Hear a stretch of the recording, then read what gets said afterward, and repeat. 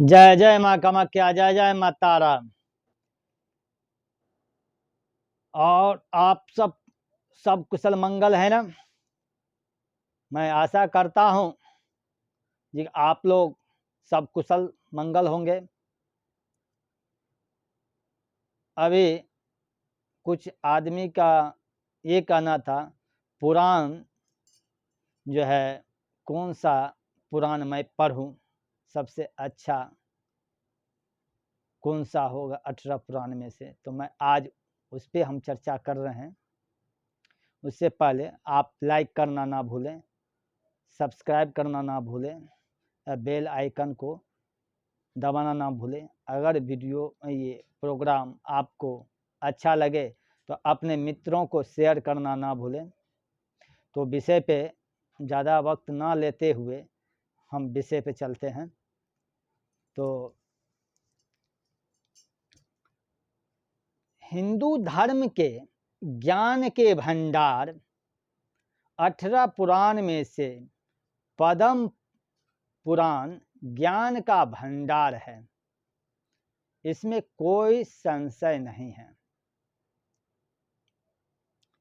पद्म पुराण के 5 खंड होते हैं, जिसमें आपको 2 खंड सृष्टि खंड और भूमि खंड की जानकारी हम पहले दिए थे। आज आपको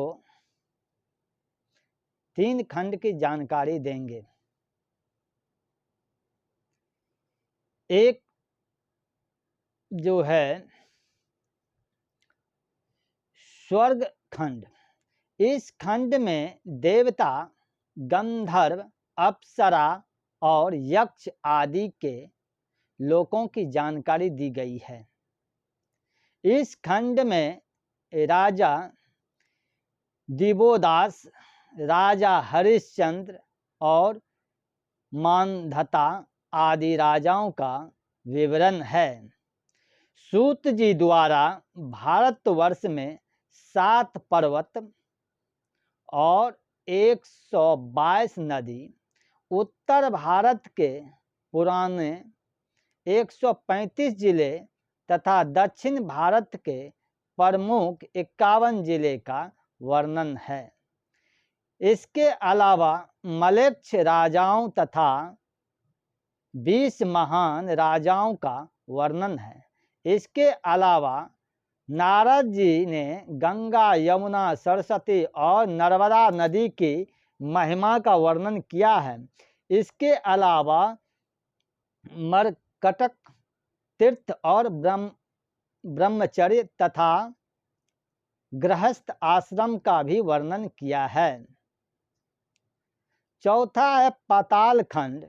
इस खंड में नागलोक का वर्णन है। इस खंड में रामायण का विस्तृत वर्णन है तथा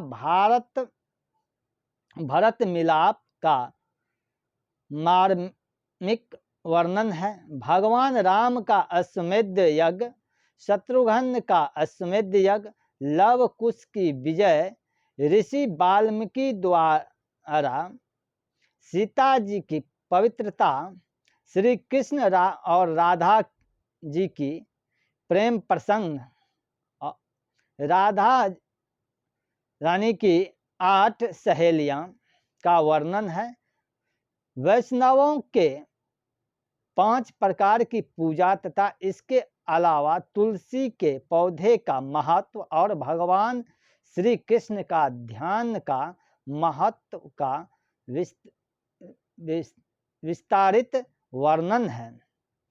5वां खंड जो है उत्तराखंड खंड, इस खंड का प्रारंभ श्री नारद और महादेव के बीच की बातचीत बदरिका आश्रम और नारायण की महिमा से होता है। इस खंड में गंगा, यमुना, प्रयाग, काशी और गाय आदि की महिमा का वर्णन है। तुलसी व्रत और संवत्सरीय व्रत का महत्व, कृष्ण जन्माष्टमी को जयंती अष्टमी कब बोला जाता है? राजा दशरथ द्वारा शनि को प्रसन्न करने के लिए शनि स्तोत्र का वर्णन है, त्रिस्पर्शा का वर्णन है। इसके आने के करोड़ों जन्मों के इसके आने से करोड़ों जन्मों के पाप नष्ट हो जाते हैं। एकादशी का महत्व का वर्णन, इसके अलावा चिकित्सा संबंधी विस्तृत जानकारी इस खंड में है तथा गीता के हर अध्याय के श्रवण का क्या महत्व होता है, यह है महान सनातन धर्म का ज्ञान। सनातन अपनाइए और जीवन को सफल बनाइए। कहने का तात्पर्य है, मैं जो ये बनाया हूँ एपिसोड, मेरा एक ही उद्देश्य है, जितने भी सनातनियों से हमारा करबद्ध निवेदन है जो कि अपने बच्चे को गायत्री मंत्र, हनुमान चालीसा, रामायण, गीता, धर्म का कुछ न कुछ एक कम से कम एक घंटा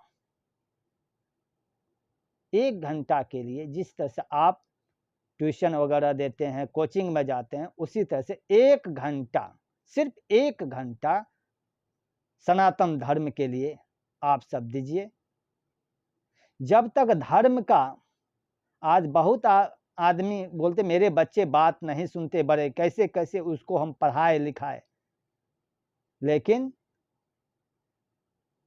धर्म के बारे में आपने कभी कुछ सिखाया ही नहीं। हम बहुत बच्चे को मैं धर्म के बारे में कुछ जानते ही नहीं, बजरंग बाण नहीं पढ़ पाते, हनुमान चालीसा आप नहीं पढ़ पाते हैं। तो जब तक उसको थोड़ा बहुत, अभी शुरुआत में ये ग्रंथ के बारे में एक घंटा अगर बता देंगे और वो जान जाएंगे, तो उसके अंदर में ये बीज बोना माता पिता का कर्तव्य है। फिर आगे वो खुद कर लेंगे, आगे वो खुद उस रास्ते पर चलेंगे, लेकिन शुरुआत तो आप करवाइए। आप जो पढ़ाई करवा रहे हैं वो आपके हैं। आज बहुत आदमी अपने बच्चे को पढ़ा लिखा के अमेरिका भेज दिए हैं, बड़े बड़े आदमी बन गए हैं, लेकिन वो बच्चे माँ बाप को अनाथ आश्रम पहुंचा दिए हैं। क्यों पहुंचा दिए हैं? एक ही कारण है, एक ही आपसे गलती हुआ, जो कि आप धर्म के पाठ नहीं पढ़ाए हैं। अगर आप धर्म का पाठ नहीं पढ़ाएंगे तो दूसरे आदमी देरी नहीं लगाएंगे, अधर्म के पाठ उसको पढ़ा देंगे। चाहे धर्म का पाठ पढ़ो या अधर्म का पाठ पढ़ो, पाठ तो पढ़ना ही पड़ेगा। बिना कर्म किए हुए इस संसार में कोई नहीं रह सकता है, चाहे साधु हो, संत हो, गृहस्थ आश्रम हो, कोई भी हो। कोई अच्छा कर्म करेंगे, कोई बुरा भी कर्म करेंगे, है तो दोनों कर्म ही, एक निगेटिव एक पॉजिटिव। बस इतना ही है, क्योंकि आप बल किसको देते हो, निगेटिव को या पॉजिटिव को। यानी निगेटिव हो गया अधर्म और पॉजिटिव हो गया हमारा सनातन धर्म। तो मेरा आपसे यही निवेदन है, अपने बच्चों को जरूर, नहीं कुछ आप करा सकते हैं, नहीं आप कुछ बोलते हम खुद दे नहीं जानते हैं, आप खुद नहीं जानते हैं तो हनुमान चालीसा शुरुआत कीजिए, गायत्री मंत्र का शुरुआत कीजिए। आप नहीं बोल सकते हैं तो अब तो घर घर मोबाइल है, जितने आदमी उतने मोबाइल, एक्स्ट्रा ही है।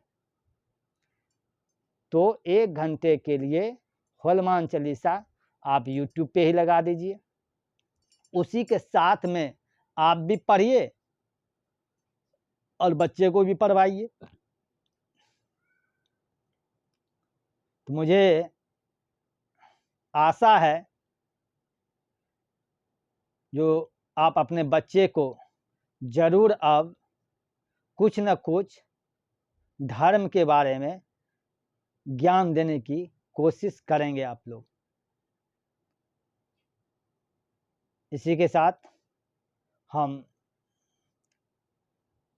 आपको अगर मेरा ये वीडियो प्रोग्राम अच्छा लगा हो, आप हमारे YouTube चैनल फैमिली हैं, इसलिए मेरा कर्तव्य बना जो कि आपको कुछ जानकारी अगर आप पहले से जानते हैं तो ये तो बहुत अच्छी बात है, अगर नहीं जानते हैं तो जो मैं अभी बताया उसको आप केयर कीजिए।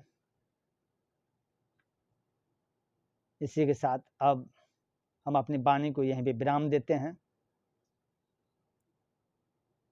जय जय माँ कामाख्या, जय जय माँ कामाख्या, जय जय तारा, जय जय तारा, राधे राधे, जय।